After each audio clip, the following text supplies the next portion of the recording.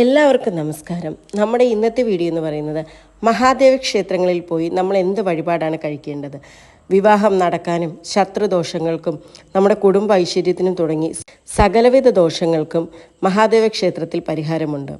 അപ്പോൾ നമ്മുടെ ഇന്നത്തെ വീഡിയോ മഹാദേവ ക്ഷേത്രത്തിലെ വഴിപാടുകളെക്കുറിച്ചാണ്.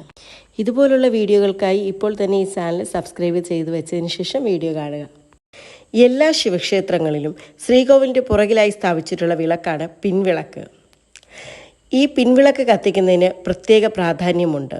ഇത് പാർവതി ദേവിയാണെന്നാണ് സങ്കല്പം. സർവഗ്രഹങ്ങളുടെയും നക്ഷത്രങ്ങളുടെയും നാഥനാണ് ഭഗവാൻ പരമശിവൻ. അതുകൊണ്ട് തന്നെ ശിവനെ ആരാധിച്ചാൽ തീരാത്ത ദുരിതങ്ങളില്ല എന്ന് വിശ്വസിക്കുന്നു. എങ്കിലും സവിശേഷമായി ശനി, സൂര്യൻ, രാഹുപക്ഷ ബലമില്ലാത്ത ചന്ദ്രൻ എന്നിവയുടെ ദശാപഹാര കാലങ്ങളിൽ പതിവായി ശിവനെ ഭജിക്കുകയാണെങ്കിൽ എത്ര കടുത്ത ദോഷങ്ങളും അകന്നുപോകും. പൊതുവെ ദശാസന്ധി കാലങ്ങൾ ദോഷകരമാണ്. അതിന് പരിഹാരമായി മൃത്യുഞ്ജയ ഹോമമാണ് ആചാര്യന്മാർ പറയാറുള്ളത്. മഹാദേവന് ഏറ്റവും പ്രിയപ്പെട്ടത് കൂവളത്തില കൊണ്ടുള്ള അർച്ചനയാണ്. ഒരു ഞെട്ടിൽ തന്നെ 3 ഇലകളോട് കൂടിയ കൂവളത്തില ശിവന്റെ 3 നേത്രങ്ങൾക്ക് സമാനമായാണ് കരുതുന്നത്. 7 ദിവസമോ 14 ദിവസമോ 21 ദിവസമോ തുടർച്ചയായി ശിവന് കൂവളത്തില കൊണ്ട് അർച്ചന നടത്തിയ ഭയം, ആപത്ത് മുതലായവ അകന്നുപോകും. പ്രദോഷവ്രതം, തിങ്കളാഴ്ച വ്രതം എന്നിവ അനുഷ്ഠിക്കുകയാണെങ്കിൽ കുടുംബപരമായും ദാമ്പത്യപരമായുള്ള ദോഷങ്ങളെല്ലാം അകന്നു പോകുകയും ഐശ്വര്യത്തിനും ദാമ്പത്യ സൗഖ്യത്തിനും ആയുരാരോഗ്യ സൗഖ്യത്തിനും ഇഷ്ടമംഗല്യം ലഭിക്കുന്നതിനും തിങ്കളാഴ്ച ദിവസം വ്രതമെടുത്ത് ശിവക്ഷേത്ര ദർശനം നടത്തുന്നതും ഉത്തമമാണ്. അതുപോലെ തന്നെ ശനിദശയോ, ഏഴരാണ്ട് ശനിദശയോ, കണ്ടകശനിയോ മുതലായവയോ അനുഭവിക്കുന്നവർ പതിവായി ശനിയാഴ്ചകളിൽ ശിവക്ഷേത്ര ദർശനവും വഴിപാടുകളും നടത്തിയാൽ ദോഷശാന്തി ഉണ്ടാകും. നീല ശംഖുപുഷ്പം കൊണ്ട് അർച്ചന നടത്തുന്നത് ഏഴരശനി, കണ്ടകശനി, ശനിദശ മുതലായവ കൊണ്ടുള്ള ദോഷങ്ങൾ അകലുന്നതിന് ഉത്തമമാണ്. ശ്രീ പരമേശ്വരന് പ്രിയങ്കരമായ മറ്റൊരു വഴിപാടാണ് ധാര. ശിവലിംഗത്തിന് മുകളിൽ ഒരു പ്രത്യേക പാത്രം സ്ഥാപിച്ചിട്ടുണ്ടാകും. ഇതിനെ ധാരകീടാരം എന്ന് പറയുന്നു. ഇതിൽ നിന്നും ധാരാദ്രവ്യം ഇടമുറിയാതെ പ്രവഹിച്ച് ശിവലിംഗത്തിൽ പതിക്കുന്നതിനെയാണ് ധാര എന്ന് പറയുന്നത്. ശുദ്ധജലം, കരിക്ക് തുടങ്ങിയവ ധാരയ്ക്ക് ഉപയോഗിക്കുന്നു. ഗംഗാദേവി ശിവന്റെ ജടയിൽ പതിച്ച ശേഷമാണ് ഭൂമിയിലൂടെ പ്രവഹിക്കാൻ തുടങ്ങിയത് എന്നാണ് വിശ്വാസം. ഈ തത്വത്തെ ആധാരമാക്കിയാണ് ധാര നടത്തുന്നത്. ധാരാതീർത്ഥം ഗംഗാജലമാണെന്നാണ് സങ്കല്പം. ധാര നടത്തിവരുന്ന തീർത്ഥം സേവിക്കുന്നത് ഏറെ ഉത്തമമാണ്.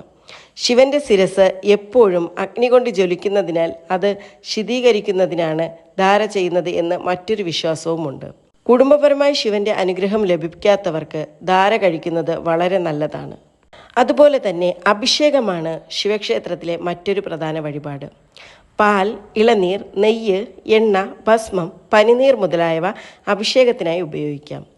ശിവന് അഭിഷേകം ചെയ്ത പാൽ, ഇളനീർ എന്നിവ പ്രഭാതത്തിൽ സേവിച്ചാൽ ഉദരരോഗങ്ങൾ ശമിക്കും. പാലഭിഷേകം ചെയ്താൽ സന്താന സൗഭാഗ്യവും ഇളനീർ അഭിഷേകം ചെയ്താൽ മനസ്സുഖവുമാണ് ഫലം. അഭിഷേകം ചെയ്ത നെയ്യ് സേവിച്ചാൽ ബുദ്ധിശക്തി വർദ്ധിക്കുകയും ബുദ്ധിഭ്രമം അകലുകയും ചെയ്യും. അപസ്മാരാദി രോഗങ്ങളിൽ നിന്ന് മോചനം ലഭിക്കുന്നതിന് ഭഗവാന് അഭിഷേകം ചെയ്ത നെയ്യ് സേവിക്കുന്നത് ഉത്തമമാണ്. എണ്ണ കൊണ്ട് അഭിഷേകം ചെയ്താൽ രോഗശാന്തി ഉണ്ടാകുകയും പനിനീർ കൊണ്ടുള്ള അഭിഷേകത്തിന് ശരീര സൗഖ്യവുമാണ് ഫലം. ഭസ്മം കൊണ്ടുള്ള അഭിഷേകം പാപനാശവും ദുരിതമോചനവും സിദ്ധിക്കുന്നതിന് ഉത്തമമാണ്. ഇനി ആദ്യമേ തന്നെ പറഞ്ഞല്ലോ, ശിവക്ഷേത്രത്തിൻ്റെ പുറകിലായി കാണുന്ന പിൻവിളക്ക് പാർവതി ദേവിയാണെന്ന്. ഈ പിൻവിളക്ക് കത്തിക്കുന്നതിലൂടെ ദാമ്പത്യ സൗഖ്യവും പ്രണയ സാഫല്യവും എന്നിവ ഫലമായി ലഭിക്കും. ശിവക്ഷേത്ര ദർശനത്തിൻ്റെ പൂർണ്ണഫലം ലഭിക്കണമെങ്കിൽ പാർവതി ദേവിക്ക് പിൻവിളക്ക് വഴിപാട് കൂടി സമർപ്പിക്കണം. 21 ദിവസം തുടർച്ചയായി പിൻവിളക്ക് വഴിപാട് സമർപ്പിക്കുന്നത് അത്യുത്തമമാണ്. പാർവതി പരമേശ്വരന്മാരെ സങ്കല്പിച്ച് സ്വയംവരാർച്ചന നടത്തുന്നതും ഉമാമഹേശ്വര പൂജ നടത്തുന്നതും വിവാഹ തടസ്സമകന്ന് ഉത്തമമായ ദാമ്പത്യബന്ധം സിദ്ധിക്കുന്നതിനും ദാമ്പത്യത്തിലെ പൊരുത്തക്കേടുകൾ ഇല്ലാതാക്കുന്നതിനും നല്ലതാണ്. ശിവക്ഷേത്ര ദർശനം നടത്തേണ്ടതെങ്ങനെ? ശിവക്ഷേത്രത്തിൽ ചുറ്റമ്പലത്തിൻ്റെ പ്രധാന കവാടത്തിൽ ചണ്ഡൻ, പ്രചണ്ഡൻ എന്നീ ദ്വാരപാലകർ ഉണ്ട്. ഇവർ ക്ഷേത്രം സൂക്ഷിപ്പുകാരായാണ് കരുതപ്പെടുന്നത്. ഇവരെ മനസ്സിൽ സങ്കല്പിച്ച് ഇടം വലം നോക്കി തൊഴുത് അനുവാദം വാങ്ങി വേണം അകത്ത് പ്രവേശിക്കുവാൻ. അകത്തെത്തിയാൽ ആദ്യം തൊഴേണ്ടത് ഭഗവാന് മുന്നിൽ പ്രതിഷ്ഠിച്ചിട്ടുള്ള നന്ദികേശനെയാണ്. നന്ദികേശന്റെ വലതുവശത്ത് നിന്ന് വേണം തൊഴാൻ. അതിനുശേഷം മുന്നോട്ട് നടന്ന് ശ്രീകോവിലിന്റെ വാതിലിന് ഇടതുഭാഗത്ത് നിന്ന് ശിവഭഗവാനെ തൊഴണം. പിന്നീട് തിരിഞ്ഞു നടന്ന് നന്ദിയുടെ വലതുഭാഗത്ത് വന്നു നിന്ന് നന്ദിയെ തൊഴുത് നന്ദിയുടെ പിന്നിലൂടെ ഓവുചാലിന് അടുത്തെത്തി നിൽക്കണം. അവിടെ നിന്ന് ശ്രീകോവിലിൻ്റെ താഴികക്കുടം നോക്കി കൂപ്പിയ കൈകൾ മൃദുവായി 3 പ്രാവശ്യം കൊട്ടിത്തൊഴുക. പിന്നീട് തിരിഞ്ഞു നടന്ന് നന്ദിയുടെ പിന്നിലൂടെ വലതുവശത്ത് വന്നു നിന്ന് നന്ദിയെ തൊഴുത് ശ്രീകോവിലിന് അടുത്ത് ചെന്ന് ഭഗവാനെ തൊഴണം. അവിടെ നിന്ന് വലത്തോട്ട് നടന്ന് ഓവിന് അടുത്തെത്തി താഴികക്കുടം നോക്കി കൂപ്പിയ കൈകൾ മൃദുവായി കൊട്ടി തിരിഞ്ഞു നടക്കുക. ശ്രീകോവിലിന് മുന്നിലെത്തി ഭഗവാനെ തൊഴുത് തിരിഞ്ഞു നടന്ന് നന്ദികേശന്റെ വലതുവശത്ത് നിന്ന് നന്ദികേശനെയും തൊഴണം. ഇത്രയും ചെയ്യുമ്പോഴാണ് ശിവക്ഷേത്രത്തിൽ ഒരു പ്രദക്ഷിണം പൂർത്തിയാകുന്നത്. ഇങ്ങനെ 3 പ്രാവശ്യം ആവർത്തിക്കുമ്പോൾ 3 പ്രദക്ഷിണമായി. ഒരു പ്രദക്ഷിണത്തിൽ നന്ദികേശനെ 4 പ്രാവശ്യവും ഭഗവാനെ 3 പ്രാവശ്യവും തൊഴണം.